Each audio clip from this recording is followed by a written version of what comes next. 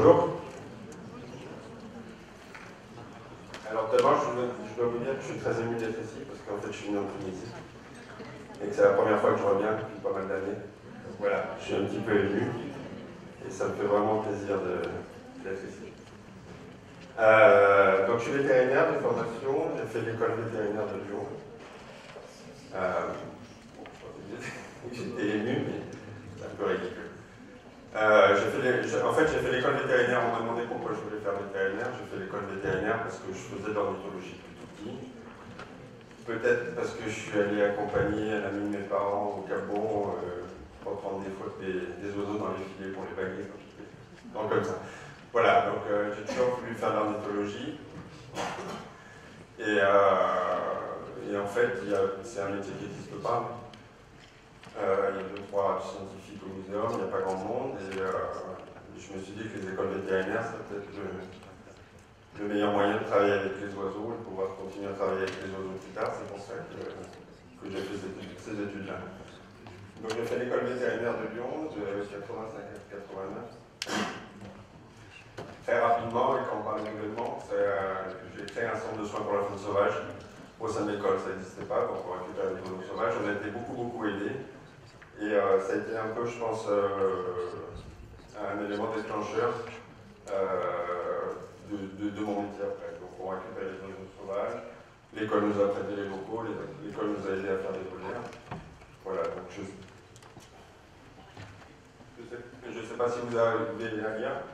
Voilà un peu toutes les relations qu'on pouvait avoir avec les services de l'école vétérinaire, une espèce d'organigramme qu'on avait construit à l'époque.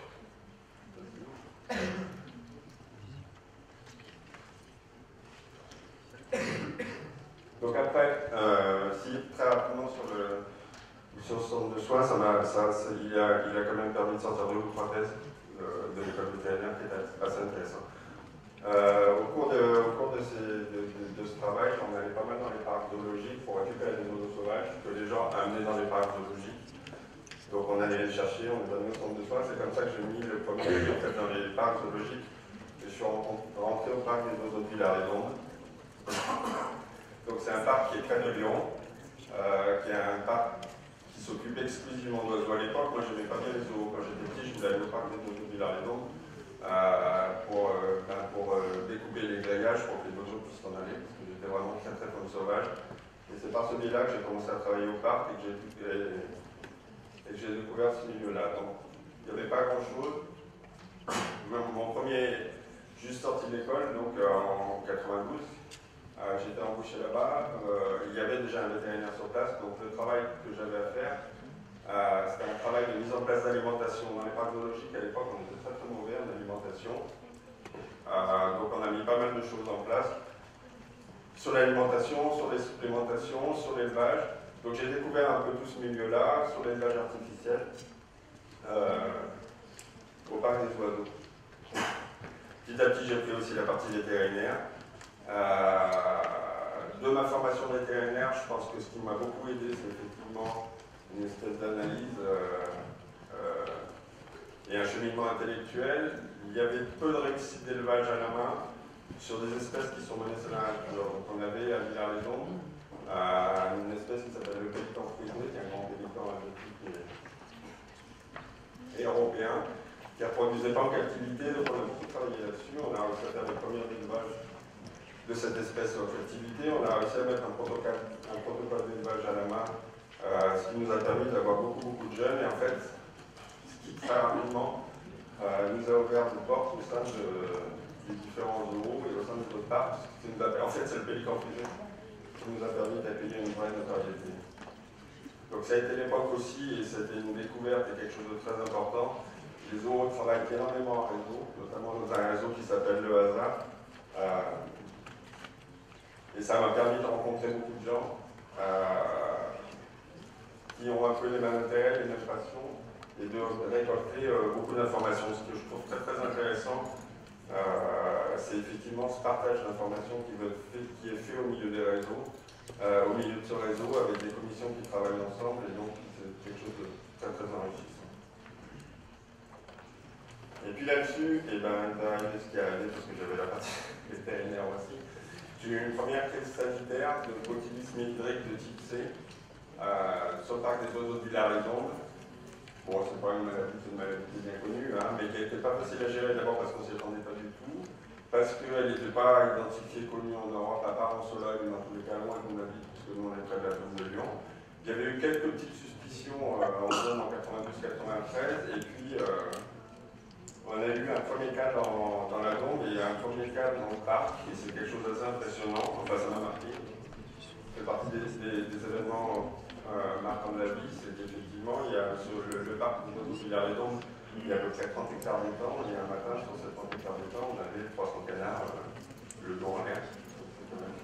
Le diagnostic a été très rapide, parce que c'est une maladie qui est facile à diagnostiquer.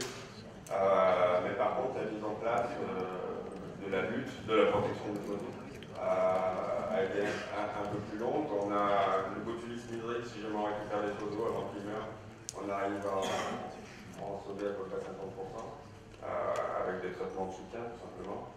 Donc on avait toute une lignée, on avait 80, 100, 120 canards, les uns à côté des autres, quand on est matin et soir. C'est effectivement une expérience assez forte. Bon, c'est quelque chose qu'on a géré dans l'avenir. Sachant que c'est un des gros regrets de ma carrière, encore actuellement, le problème de botulisme hydrique de type C, on peut le cas chez nous, c'est que c'est une maladie qui fait énormément de dégâts dans la faune sauvage, qui est largement sous-estimée parce que je pense qu'elle est sous-recherchée.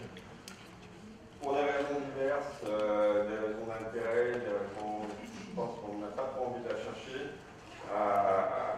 Il y aurait certainement des tas de choses à faire en recherche, en tout cas, en captivité on sait gérer.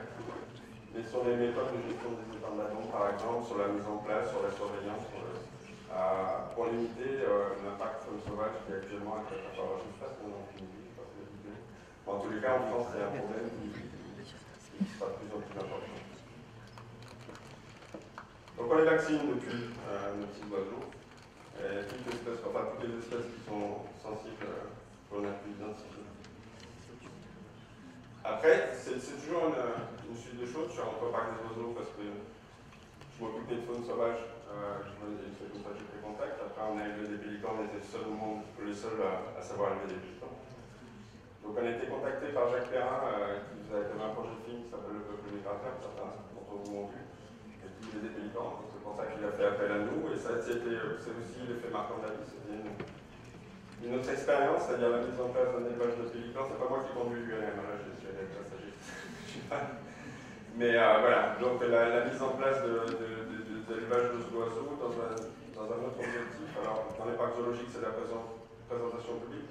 Il y a quelque chose qui me semble vraiment très important et de plus en plus important, c'est vis-à-vis de la protection de la faune sauvage, qui est mon moteur de base, qui reste mon moteur de base, c'est aussi de savoir créer l'émotion chez les gens. On peut pas, on l'a fait beaucoup, on l'a beaucoup fait dans les parcs zoologiques, on ne peut pas en permanence se dire faites attention à ça parce que ça va avoir ses conséquences, faites attention à ça parce que ça va avoir ses conséquences. Mais je pense que si on arrive à émouvoir les gens par la faune sauvage, et dans le cas du film de Jacques Perrin, c'est les rencontres qu'on a pu avoir qui m'ont beaucoup plus créé une émotion.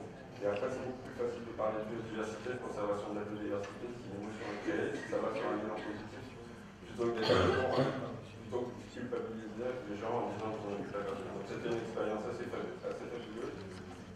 Je pense que le film a quand même réussi à faire passer des messages. Et puis après, j'étais toujours vétérinaire au parc des oiseaux, à l'époque j'étais directeur adjoint aussi. Il y a eu un gros programme de restructuration, donc j'ai changé de métier pendant 4 ans. Je suis devenu responsable d'entreprise et puis surtout maîtrise d'œuvre. C'est-à-dire qu'il y a eu des gros investissements sur le parc des oiseaux, mais c'est vrai que le métier de vétérinaire, ça nous donne à faire un peu tout. Donc il y a eu des gros investissements avec une volonté de changer le type de présentation. C'est-à-dire qu'avant on avait des oiseaux qui étaient plutôt en cage physique, très facilement les mêmes autres. Là c'était recréer des grands milieux, recréer des espèces de biotopes qui sont très très conçus, mais recréer des ambiances paysagères dans lesquelles on a des oiseaux, on associe différentes espèces d'oiseaux entre elles, ce qui permet aux gens de montrer plus de comportement d'oiseaux, d'avoir les oiseaux dans leur milieu.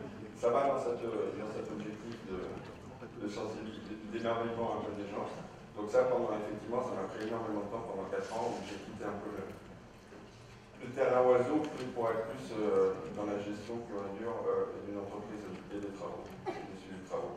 Dans le but de cette émotion aussi, on a créé un spectacle d'oiseaux. C'est un peu un retour de l'expérience que j'ai pu avoir avec Jacques Perrin. Avec Jacques Perrin, dans le film, on a élevé des tas d'oiseaux, des tas d'espèces différentes pour leur apprendre à travailler entre guillemets.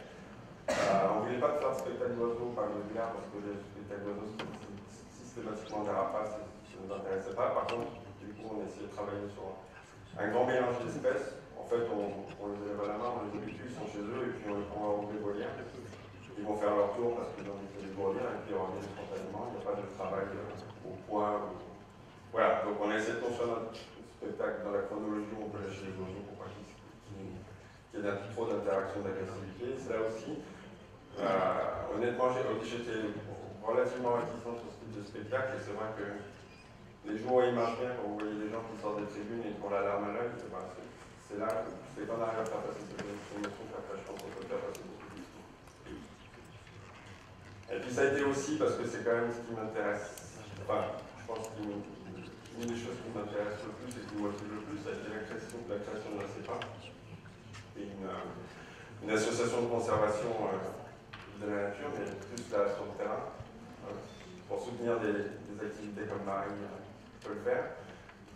Donc là, on a profité de ces réseaux, justement, nos compétences, des compétences de différents collègues, pour pouvoir récolter des fonds, en fait, pour aider des associations de terrain. Donc nous, c'était pas du tout, l'idée, c'était pas de développer des projets qui n'existent pas. On a pu en inciter deux, trois, mais en prenant des gens, voilà, des gens qui sont sur le terrain, qui ont des projets qui nous semblent très intéressants, des projets de conservation. Et l'objectif, alors même si là on dira que Niger, c'est peut-être un oiseau un peu plus emblématique, mais l'objectif c'était de soutenir des programmes sur des espèces qui intéressent personne, parce qu'on ne peut pas avoir retour, de communication autour, on peut pas, voilà.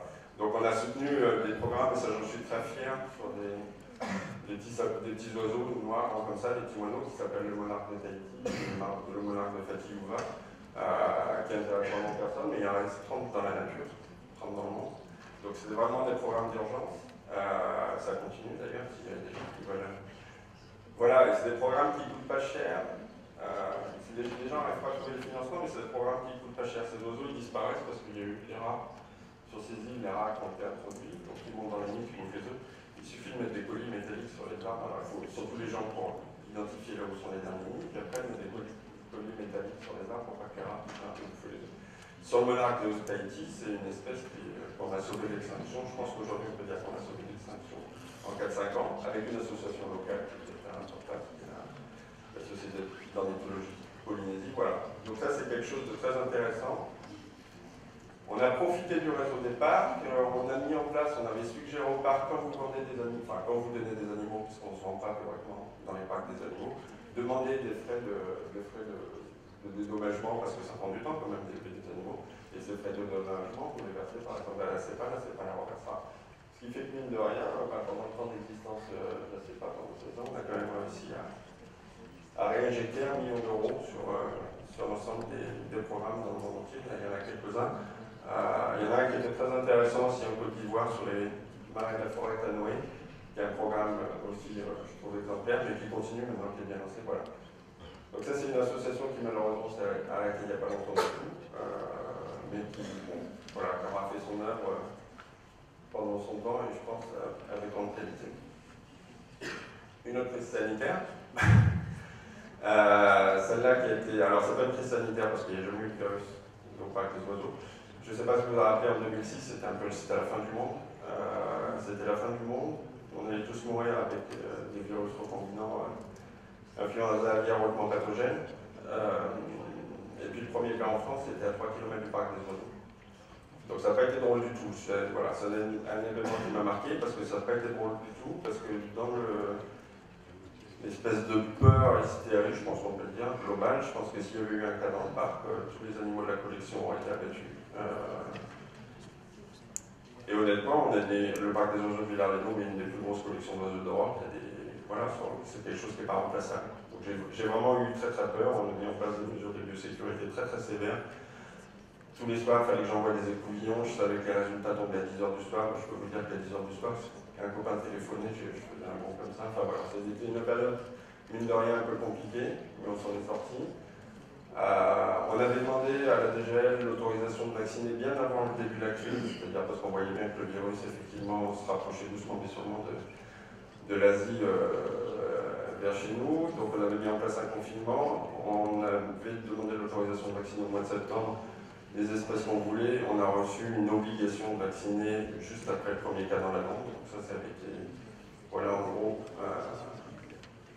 le parc des oiseaux avec en jaune, là où il y a...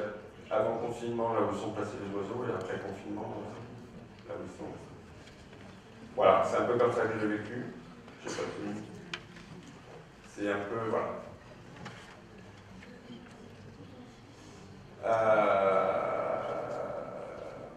Juste pour info, on est dans le même cas cette année, c'est-à-dire qu'il y a un virus H5N8 qui circule dans l'Europe du Nord, donc la France est en risque modéré. L'influenza aviaire, donc on a eu les mêmes méthodes de confinement, on a fait la même chose, c'est-à-dire qu'on a demandé l'autorisation de vacciner il y a très longtemps. On a obtenu finalement, l'histoire se répète. Sur un virus qui honnêtement, alors bon, je sais bien, hein, c'est dans le cadre de protection globale et mondiale, mais sur un virus qui, en tout cas celui-là, concerne très très peu la faune sauvage. Les animaux de la faune sauvage, ils sont pas sortis. Sur les retours qu'on a de Corée ou d'Europe du Nord, et puis j'ai un peu de mal à comprendre ce que peut changer un parc des oiseaux dans l'épidémiologie globale de ce genre de virus. S'il circule ou s'il ne circule pas, et pourquoi on n'a pas le droit de vacciner. Je sais pas si c'est ouais.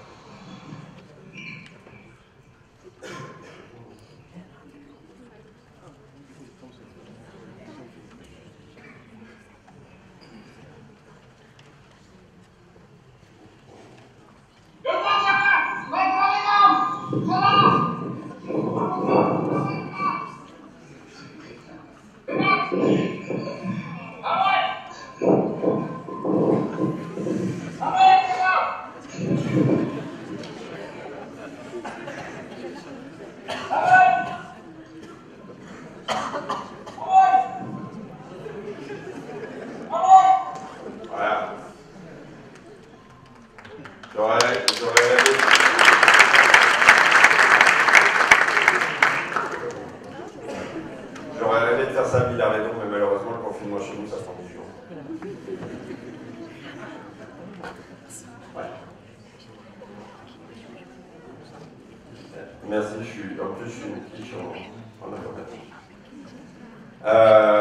Et puis, de nouveaux changements de métier, parce qu'effectivement, je me suis rendu compte que mon travail administratif, mon travail de responsable d'un parc zoologique, enfin, directeur adjoint d'un parc zoologique, je passais 70% de mon temps à faire l'administratif, et puis sur ces 70%, je passais 30% de mon temps à faire la direction des ressources humaines. J'ai pris beaucoup de plaisir, mais c'est vrai que ça a un temps, donc j'ai voulu retourner à mes motivations premières. Donc j'ai quitté mon poste de directeur adjoint du parc, je suis toujours vétérinaire au parc des oiseaux, et puis je suis consultant sur d'autres dossiers. Ça m'a permis de reprendre un film avec un prochain film de Jacques Perrin, un projet de film, où là on a des oiseaux dans une gabarre qui illustre un peu le retour de la zone des oiseaux d'Amérique du Sud. Voilà, on passera peut-être pas toujours dans la même idée on le passera à la fin. C'est des jolies images, alors c'est pas des images du film, parce que ça c'est interdit, mais c'est des images qu'on a volées pendant le tournage des prochains films de Jacques Perrin. Toujours dans la même idée de créer une émotion, c'est des spectacles, un projet de spectacle de danse avec des grues, qui sont des grues de Mandchourie, qui sont des oiseaux aussi qui sont menacés dans la nature, qui reproduisent très très bien en captivité à tel point que maintenant on casse les œufs parce qu'on ne sait plus quoi en faire. Donc avec un chorégraphe qui est très intéressant, et je me dis que effectivement, si jamais on arrive à amener des oiseaux dans des théâtres ou dans des... On peut toucher un public qui de toute façon ne viendra jamais aux zoos, qui n'est pas forcément très intéressé. Voilà. Donc est-ce que ça vaut le coup? Est-ce que ça permet de toucher un autre public face à quelque chose d'intéressant, le cas qu'on expérimente? J'ai été catastrophé par une étude qui vient de sortir récemment dans Google, où ils ont fait un peu la synthèse du nombre d'accès sur des sites de conservation, sur des sites qui concernent le réchauffement global, sur des sites, voilà, tout ce qui peut tourner autour de la perte de la biodiversité. Et certainement crise, problèmes divers et variés, crise crise oblige, depuis 10 ans, c'est la chute libre, c'est-à-dire que ça n'intéresse plus grand monde. Donc je pense que dans notre manière d'en parler, il faut qu'on réfléchisse dessus pour essayer justement, à travers peut-être d'autres médias, ça peut être le cinéma, ça peut être le théâtre, ça peut être la danse, toucher à notre public. Voilà, enfin, en tout cas, c'est une intime conviction. Et puis ça, c'est aussi la création d'une association, c'est très comment dire, c'est pour moi, enfin mais c'est juste une association où on organise des voyages, c'est pas pour faire de l'argent, c'est juste pour emmener des gens, pour faire découvrir, a priori les emmener sur des gens justement où il y a des programmes de conservation. Sur votre droite, c'est des haras qui est endémique de Bolivie qui sont très rares, où il y a un petit programme de conservation qui est fait avec un petit lodge et un programme d'écotourisme qui marche très bien. Et ça marche parce que c'était fait par les villages où sont présents ces oiseaux. Voilà, donc c'est une petite association qui peut emmener des gens sur le terrain, essayer de découvrir un peu la biodiversité. Donc ça va dans le même ordre, d'essayer de faire découvrir aux gens ça, de prendre conscience et qu'ils voient un peu ce qui se passe. Et voilà. Je ne sais pas si vous avez des questions. On peut passer une image de énormément de colère et d'énormément de complicité. Voilà. Et puis juste, si un jour vous travaillez dans le cinéma, que vous avez des oiseaux qui doivent avoir un beau plumage, vous ne leur faites pas un traitement au flubendazole juste avant le tournage, parce qu'avec la mue, ça décolore les plumes et ça passe plus à la caméra. Alors regardez les belles taches blanches. Donc les plumes blanches, c'est le vermifuge.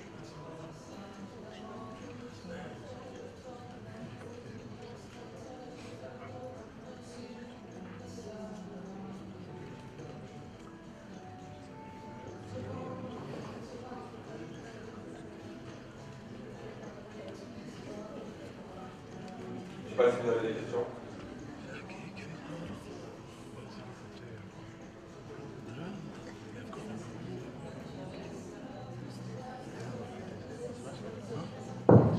Alors merci beaucoup, docteur.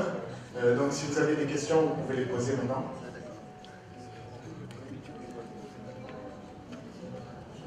Monsieur, ma question, c'est concernant les oiseaux, par exemple antélisés en voie d'extinction. Je cite l'exemple des chardonnerets. Est-ce que le fait d'élever ces oiseaux en captivité peut servir comme outil de repeupler la Tunisie avec ces oiseaux Ouais, je pense. Alors, faut pas rêver, je serais plus pessimiste que je l'étais dans le passé. L'élevage en captivité, ça a aidé, ça a sauvé des espèces, c'est avéré. Après, je trouve que les choses vont très vite maintenant. Donc, voilà, la conservation des milieux est absolument indispensable. Et l'élevage en captivité est un dernier recours. Après, sur les passereaux, par exemple, il y a des programmes qui sont faits en Angleterre sur les Groenlands, qui disparaissent aussi, toute la faune commune. La faune commune a des baisses d'effectifs très importants. Il y a des programmes en Angleterre qui marchent très bien, donc c'est tout à fait possible. Voilà. Mais je suis assez plus pessimiste parce que ça ne concernera malgré tout que quelques espèces parce que c'est très cher. Ça prend du temps. Mais oui, il faut. Mais quelles sont les conditions ou bien quel protocole on peut utiliser pour faire tout ça? Sur l'éducation, par exemple, qui marche bien, ce qui a été fait à plusieurs endroits, que ce soit en Angleterre, que ce soit dans les Caraïbes, c'est d'avoir des volières avec des parents reproducteurs et de laisser partir les jeunes à partir de ça, sachant que les reproducteurs on reproduit sur le site où on veut, les jeunes sont nés sur le site où on veut les réintroduire. Donc c'est ce type de. Après, c'est adapté au cas par cas. Merci beaucoup. Donc, est-ce que vous avez d'autres questions? Oui. Je voudrais savoir s'il y a des programmes de coopération entre pays, par exemple, et ça, le bassin méditerranéen, parce qu'on a une faune volante assez commune, finalement. Ouais, alors là, je connais moins bien. Bon, au niveau européen, oui, effectivement, il y a des programmes Ramsar, des choses comme ça, les identifications de tous les programmes qui sont faits sur l'identification des couloirs de migration, sur les aménagements, sur les zones de migration, les zones d'hivernage qui sont intéressants. Après, les grands programmes internationaux, je les connais moins bien. Ouais. Je pense que là, je vous dirais des bêtises. Mais oui, oui, il y a, au niveau des programmes là, aussi au niveau de. Il y a des choses qui sont mises en place. Et au niveau de BirdLife aussi, ils essaient de faire rejoindre. Mais ça, peut-être que Marie, d'ailleurs, elle répondra mieux que moi.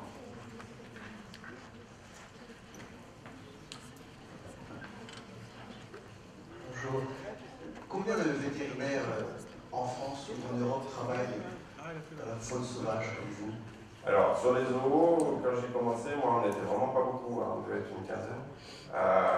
Les zoos ont beaucoup évolué, je pense que les zoos ont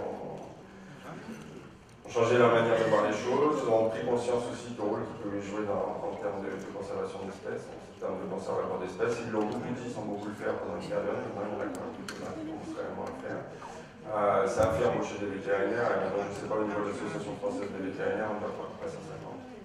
Donc c'est quelque chose d'important. Donc il y a, voilà, il y a des opportunités. Alors après, effectivement, il faut aller faire des stages, il faut rentrer, il faut montrer sa bouille, et puis un jour, si tout se passe bien, on peut faire des choses. Alors, j'aurais une question à vous poser, si vous voulez bien.